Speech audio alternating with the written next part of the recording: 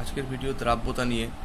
তো দ্রাব্যতা কাকে বলে, সেটা হলো যে নির্দিষ্ট উষ্ণতায় কোনো 100 গ্রাম দ্রাবক সর্বাধিক যত গ্রাম দ্রাব দ্রবীভূত করতে পারে সেই গ্রাম সংখ্যাকেই ওই উষ্ণতায় ওই দ্রাবের দ্রাব্যতা বলে। ঠিক আছে, তার মানে একটা দ্রাবকের মধ্যে একটা 100 গ্রাম দ্রাবকের মধ্যে যত গ্রাম দ্রাব দ্রবীভূত হতে পারে সেই গ্রাম সংখ্যাকে ওই উষ্ণতায় ওই দ্রাবের দ্রাব্যতা বলে। এখানে একটা মনে রাখতে হবে, উষ্ণতাটা কিন্তু ফিক্সড, উষ্ণতাটা কিন্তু উল্লেখ করতে হবে। তার পরে প্রশ্নও আছে। এবার যদি ম্যাথামেটিক্যালি এটাকে দেখানো যায়, এতে কিছু অঙ্ক পড়ে যে যদি ধরো টি ডিগ্রি উষ্ণতায় n গ্রাম দ্রবণে যদি m গ্রাম দ্রাব দ্রবীভূত থাকে, তাহলে দ্রবণ ভালো করে বুঝতে হবে যে n গ্রাম দ্রবণ, তাই দ্রবণের মধ্যে কে কে আছে, দ্রাব আছে আর দ্রাবক আছে, তাই টোটাল দ্রবণটার পরিমাণ হচ্ছে n গ্রাম। তাহলে সেই n গ্রাম দ্রবণে m গ্রাম দ্রাব আছে, তাহলে আমরা কিন্তু দ্রাবটা জানলাম m গ্রাম, কিন্তু কতটা দ্রাবক আছে আমরা জানি না। তাহলে দ্রাবকটা আমায় বার করতে হবে। তাহলে সেই জন্য দ্রাবকের পরিমাণ মানে কি, দ্রবণে অংশ থেকে যদি দ্রাব বাদ দিই তাহলে সেটাই হচ্ছে দ্রাবক। তাই এইভাবে দ্রাবকের পরিমাণ বার করেছি। তাহলে এবার এটা আরও ম্যাথামেটিক্যাল ক্যালকুলেশন, অল্প দুটো স্টেপ আছে, কিন্তু সেটা দরকার নেই। তাহলে টি ডিগ্রি উষ্ণতায় পদার্থের দ্রাব্যতা কীভাবে হয় বলা হয় না, 100 m/n-m, অর্থাৎ m সমান কি, সম্পৃক্ত দ্রবণে দ্রাবের ভর, m সমান ইন্টু 100 বাই ওই দ্রবণে দ্রাবকের ভর। তাহলে আমরা বলতে পারি দ্রাব্যতা সমান হচ্ছে দ্রবণে দ্রাবের ভর বাই দ্রবণে দ্রাবকের ভর। ঠিক আছে, দ্রাবের ভর বাই দ্রাবকের ভর ইন্টু 100, এই হচ্ছে দ্রাব্যতা। তাহলে আমরা বুঝতে পারছি যে এবং দ্রাব্যতা হচ্ছে দ্রাব এবং দ্রাবকের ভরের অনুপাত, তাই এর কোনো একক নেই। যেহেতু দুটি ভরের একক, তাহলে যদি ওপরেও যদি গ্রাম হতো নিচেও গ্রাম, তাহলে গ্রামে গ্রামে কেটে যায়, ওই জন্য দুটো ভরের একক হওয়ার জন্য এর কোনো একক নেই, এটা এককবিহীন রাশি। এবার কিছু প্রশ্ন থাকে, যেমন 40 ডিগ্রি সেন্টিগ্রেড উষ্ণতায় KNO3 এর দ্রাব্যতা 65, এর অর্থ কী, এরকম পড়তে পারে। তাহলে এভাবে লিখতে হবে যে, তাহলে ডট ডট লেখার অর্থ হচ্ছে এই লাইনটা তুলে দিতে হবে এখানে, যে 40 ডিগ্রি উষ্ণতায় KNO3 এর দ্রাব্যতা 65, এর অর্থ হলো কি বলছে, তাহলে 40 ডিগ্রিতে যদি 100 গ্রাম জলে সর্বাধিক 65 গ্রামই দ্রাব দ্রবীভূত হতে পারবে, তার বেশি দ্রবীভূত হতে পারবে না, সেটাই দ্রাব্যতা বলে দেওয়া আছে। তাহলে এটাই হচ্ছে এই প্রশ্নটার উত্তর। পরের প্রশ্ন, দ্রাব্যতা সংজ্ঞায় উষ্ণতার উল্লেখ থাকা প্রয়োজন কেন? আমি একটু আগেই বলেছি। তো এইটা আমি হোম টাস্ক দিলাম, সবার যে যার বই থাক সেখানে আসে একটু খুঁজে লিখে আমাকে ছবি পাঠাবে। আমি একটু বলে দিচ্ছি যে দ্রাব্যতা কেন উল্লেখ করা থাকে না। কোনো পদার্থের দ্রাব্যতা বলতে কি বুঝেছি, যে একটি নির্দিষ্ট উষ্ণতায়, ঠিক আছে, কোনো একটা দ্রাব্যতা একটি নির্দিষ্ট উষ্ণতার পরিবর্তনে পদার্থের দ্রাব্যতার পরিবর্তন হয়। অর্থাৎ উষ্ণতার উপর দ্রাব্যতার কিন্তু একটা নির্ভরশীলতা আছে, যেটার পরে আমরা দেখতে পাবো। তাই যদি উষ্ণতারও পরিবর্তন হয় তাহলে দ্রাব্যতারও পরিবর্তন হয়। তাই কোনো একটা নির্দিষ্ট একটা পদার্থের দ্রাব্যতা উল্লেখ করতে গেলে একটা নির্দিষ্ট উষ্ণতায় সেই দ্রাব্যতাটা উল্লেখ তাই করতে হয়। তাই উষ্ণতা পরিবর্তন হয়ে গেলে তার দ্রাব্যতাও চেঞ্জ হয়ে যায়। ঠিক আছে, তো সেই কারণেই একটা নির্দিষ্ট দ্রাব্যতার উল্লেখ করতে হয়। এটা বইয়ে পাবে, একটু দেখে নেবে। পরের হচ্ছে তরলের কঠিন পদার্থের দ্রাব্যতার উপর উষ্ণতা ও চাপের প্রভাব।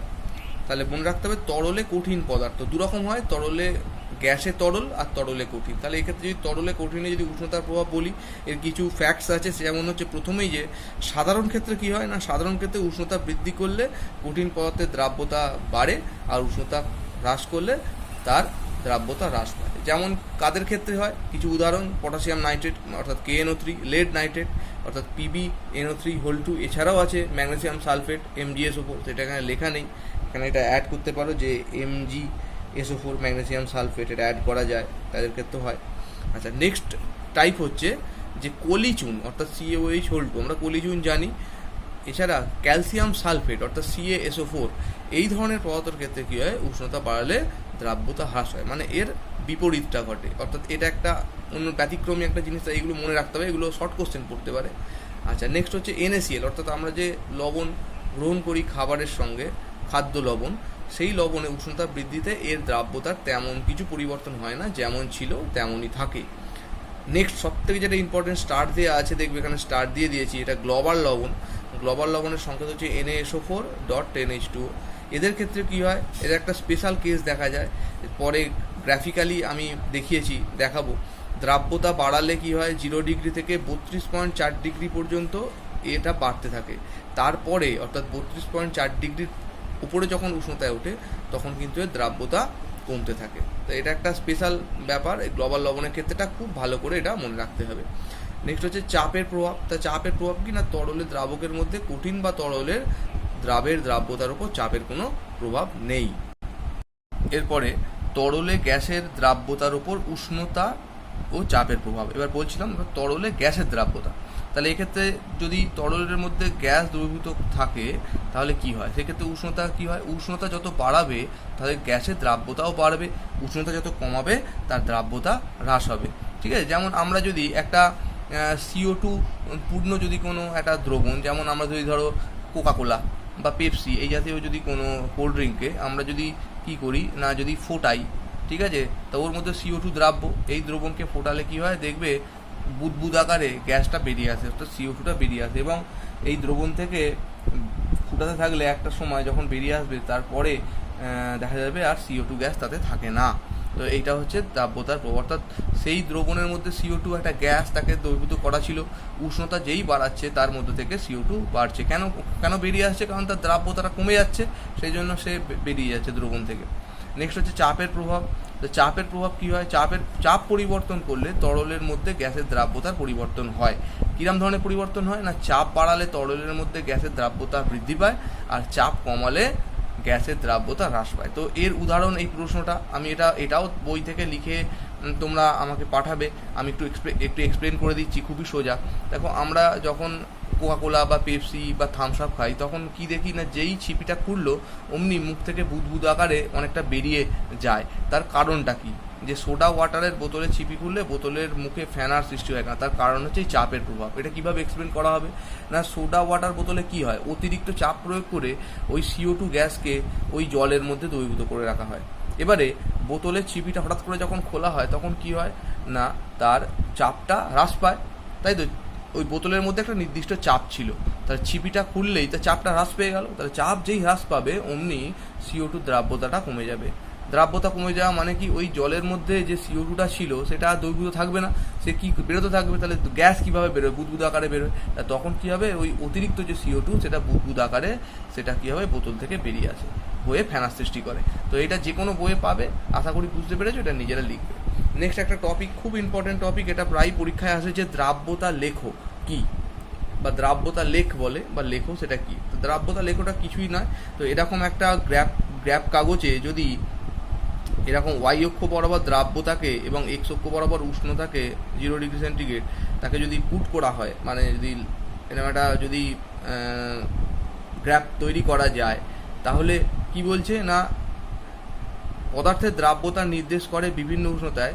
তাহলে কি বলছে, দ্রাব্যতার নির্দেশক বিন্দুগুলোকে পরপর যোগ করলে কিছু লেখচিত্র পাওয়া যায়, তাকে দ্রাব্যতা লেখ বলা হয়। যেমন এখানে দেখো 3খানা আমি করে দেখিয়েছি, যে KNO3 ক্ষেত্রে তাহলে যে দ্রাব্যতা আমি পেয়েছি নির্দিষ্ট উষ্ণতায় সেগুলো এরকম বসিয়েছি, তাই এইভাবে হয়তো এখানে একটা পেয়েছি, হয়তো এখানে একটা পেয়েছি, হ্যাঁ, এরকম বিভিন্ন মান পেয়েছি, হয়তো এখানে পাওয়া গেছে, হয়তো এখানে পাওয়া গেছে, হয়তো এই জায়গায় পাওয়া গেছে, এরকম তারপরে পাওয়া গেছে, এরকম বিভিন্ন উষ্ণতায় এরকম বিভিন্ন দ্রাব্যতা পাওয়া গেছে, দেখা গেছে এরকম একটা শার্প একটা ইনক্রিজ দেখতে পাওয়া গেছে। আচ্ছা, নেক্সট হচ্ছে আবার তো গ্লোবাল লবণের ক্ষেত্রে এরমভাবে শুরু হয়েছে। তো এখানে একটা প্রথমে পাওয়া গেছে, এখানে একটা পাওয়া গেছে, এইভাবে এখানে একটা পাওয়া গেছে। তো আমি গ্লোবাল লবণের ক্ষেত্রে আগেও যেটা বলেছি, যে এদের ক্ষেত্রে একটা অদ্ভুত ব্যাপার লক্ষ্য করা যায়, যে সেটা 32.4 ডিগ্রি পর্যন্ত এর দ্রাব্যতা উষ্ণতার সাথে বাড়ে, তারপরে আস্তে আস্তে আস্তে আস্তে আবার কমতে থাকে। এটা বলেছি, তো গ্রাফিক্যালি এটা দেখানো হয়েছে। তো এই চিত্রে এইগুলো যে আমি এখানে দেখিয়েছি, এইগুলো তোমরা বই থেকে পাবে, যে KNO3 ক্ষেত্রে কী হয় আমি এঁকে দিয়েছি, এটা নিজেরাই করতে পারবে। KNO3 ক্ষেত্রে কী হয় না, উষ্ণতা বাড়ার সাথে সাথে দ্রাব্যতা বাড়তে থাকে। আচ্ছা, খাদ্য লবণের ক্ষেত্রে কী হয়, আমি আগেই বলেছি যে খাদ্য লবণের সঙ্গে উষ্ণতা বাড়ার সাথে সাথে খাদ্য লবণের দ্রাব্যতা খুব একটা পার্থক্য হয় না, সেটা যেমন ছিল প্রায় তেমন থাকে, হয়তো একটু ওঠানামা করে। গ্লোবাল লবণের ক্ষেত্রে কী বলেছি, যত বাড়বে বাড়তে 32.4 ডিগ্রি পর্যন্ত বাড়বে, তারপরে আর বাড়বে না, তারপরে যত উষ্ণতা বাড়বে গ্লোবাল লবণের দ্রাব্যতা কমতে থাকবে। এছাড়াও কলিচুনটা আমি এখানে লিখিনি, তোমরা এখানে অ্যাড করতে পারো 4 নম্বরে, এটা হচ্ছে কলিচুন হচ্ছে CaOH3। কলিচুনটাও বই থেকে পেয়ে যাবে, কলিচুনটাও করে নিও। কলিচুনের ক্ষেত্রে কি হয়, এটা দেখা যাচ্ছে যে এক্ষেত্রে টোটাল পরপর এরকমভাবে তার দ্রাব্যতা যত উষ্ণতার সঙ্গে কমতে থাকে। তো এইগুলো তোমরা একটুখানি বাড়ি থেকে পড়ে নেবে, বই থেকে লিখে নিতেও পারো। এরপরে দ্রাব্যতার কিছু গাণিতিক উদাহরণ আছে, বইতে সব বইতেই পাবে। আমি 2খানা করে 2টা টাইপ আমি করে দেওয়ার চেষ্টা করেছি। ঠিক আছে, তোমরা বই থেকে আরও যদি পাও সেটা তোমরা একটু পড়ো, প্র্যাকটিস করো। সেটা হচ্ছে প্রথম প্রশ্নে দেখো, খুবই সোজা দ্রাব্যতার যে সূত্রটা বলা হয়েছিল যে দ্রাবের ভর বাই দ্রাবকের ভর ইন্টু 100, এই সূত্র দিয়েই হবে। এখানে প্রশ্ন বলে যে 30 ডিগ্রি উষ্ণতায় 20 গ্রাম জলে 7 গ্রাম সাধারণ লবণ দ্রবীভূত করা হলে যে সম্পৃক্ত দ্রবণ উৎপন্ন হয়, তাহলে বলেছে 30 ডিগ্রি সেন্টিগ্রেড উষ্ণতায় লবণের দ্রাব্যতা করা। তো লবণ এখানে কি দ্রাব, আর জল হচ্ছে দ্রাবক, তাহলে দুজনে মিলে দ্রবণ তৈরি করেছে, তাহলে লবণ মানে দ্রাবের দ্রাব্যতা বার করতে বলেছে। তাহলে কীভাবে বার করবো, তাহলে দ্রাবের ভর বাই দ্রাবকের ভর ইন্টু 100।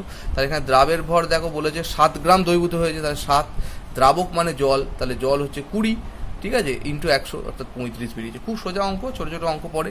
এরপরে একটা সেম টাইপের একটা অন্য টাইপের অঙ্ক দিয়েছে যে 25 ডিগ্রি সি উষ্ণতায় প্রস্তুত একটি লবণের 80 গ্রাম সম্পৃক্ত দ্রবণকে বাষ্পীভূত করলে 30 গ্রাম লবণ পাওয়া যায়।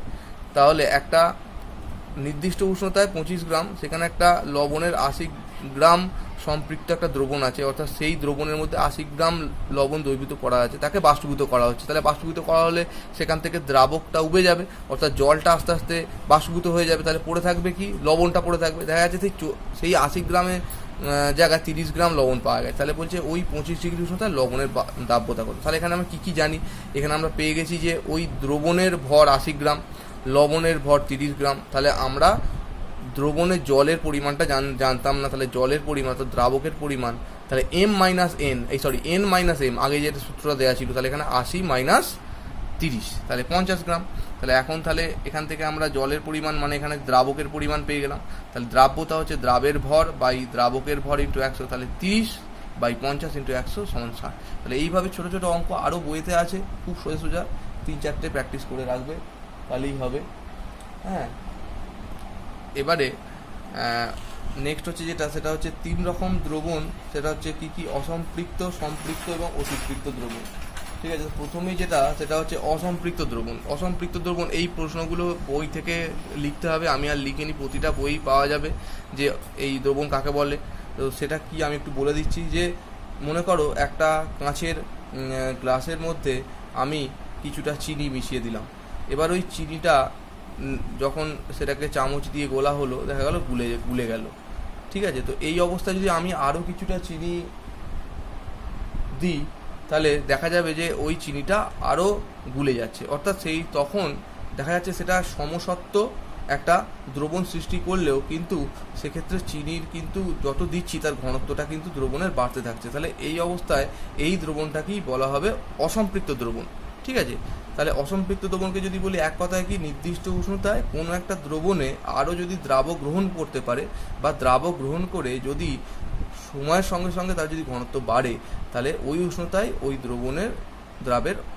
ওই উষ্ণতায় ওই দ্রাবকের অসম্পৃক্ত দ্রবণ ওটাকে বলা হবে। তার মানে তার মধ্যে আরও আমি দ্রাবক যোগ করতে পারছি, এই অবস্থাটাকেই বলা হবে অসম্পৃক্ততা। তাই সম্পৃক্ত কি, সম্পৃক্ত হচ্ছে যখন চিনি দিতে থাকবো, একটা সময় দেখা যাবে যে আমি যতই চিনি দিই না কেন ওই দ্রবণে আর চিনি গুলছে না, অর্থাৎ চিনিটা তলায় পড়ে থাকছে। ঠিক আছে, তাহলে ওই অবস্থায় আমি ওই জলটাকে যদি ছেঁকে নিই, বা ওই দ্রবণটাকে যদি ছেঁকে নিলে কী হবে, তাহলে যেটা চিনি মিশছে না সেটা আলাদা হয়ে গেল, সেখানে দ্রবণটা পেলাম। তাহলে ওই যে দ্রবণটা একটা সমসত্ব দ্রবণ, এবং সেটাকে সম্পৃক্ত দ্রবণ বলা হচ্ছে। কেন না, ওই অবস্থায় আমি যদি আরও ওতে চিনি দিই, তাহলে ওইটায় আর কিন্তু সেটা দ্রবীভূত হবে না।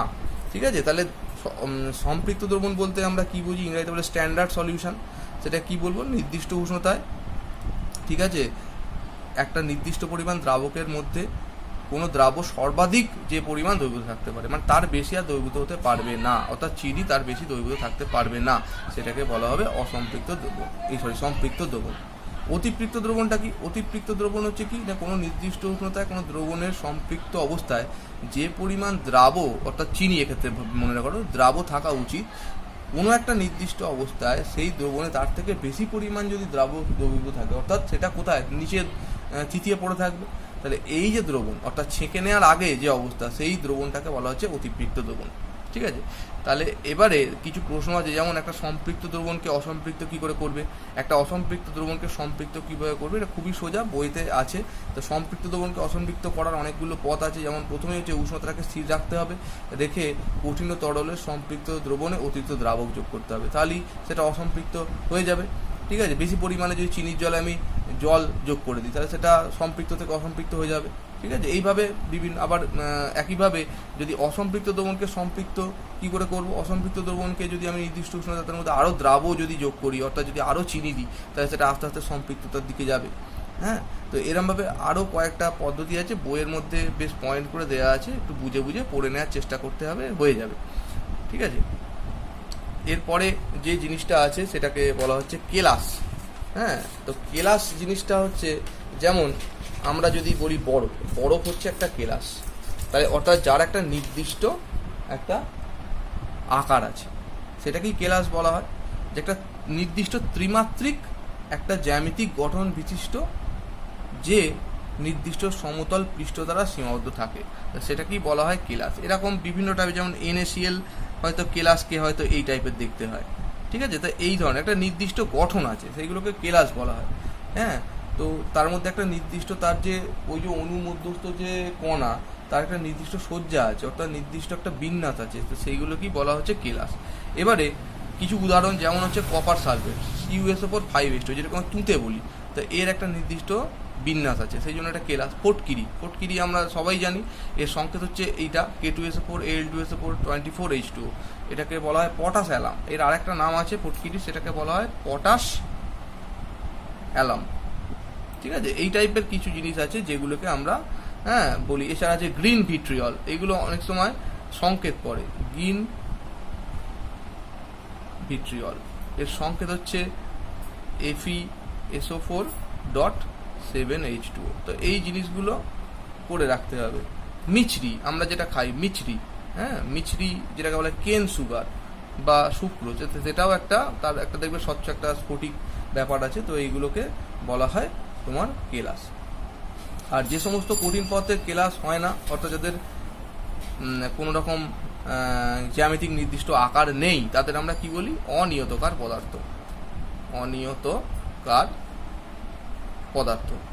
ঠিক আছে, অনিয়তকার পদার্থ যেমন উদাহরণ হচ্ছে ধরো আটা, চুন, এগুলো, অর্থাৎ এরকম পাউডার, যেটা বলে পাউডার জাতীয় পদার্থ। তাহলে কেলাসনটা কি?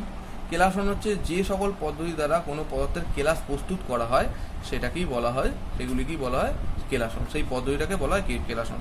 তো কেলাসন কি করে প্রস্তুত করা হয় না, গরম সম্পৃক্ত দ্রবণকে আস্তে আস্তে যদি ঠান্ডা করা হয়, বা অতিপৃক্ত দ্রবণকে যদি তাপ প্রয়োগ করে দ্রাবককে বাষ্পীভূত করা হয়, কেলাস তৈরি করে। এরকম বহু কেলাস আছে, যেমন ফটকিরি কেলাস, ঠিক আছে, পটাশিয়াম নাইট্রেট কেলাস, এরকম ধরনের বিভিন্ন কেলাস আছে, সেইগুলো তৈরি করা বইতে আছে। তবে ওইটা অতটা ডিটেলসে আমার মনে হয় পড়ে না, জাস্ট এই জিনিসটা বই থেকে একটু রিডিং করে রাখতে হবে।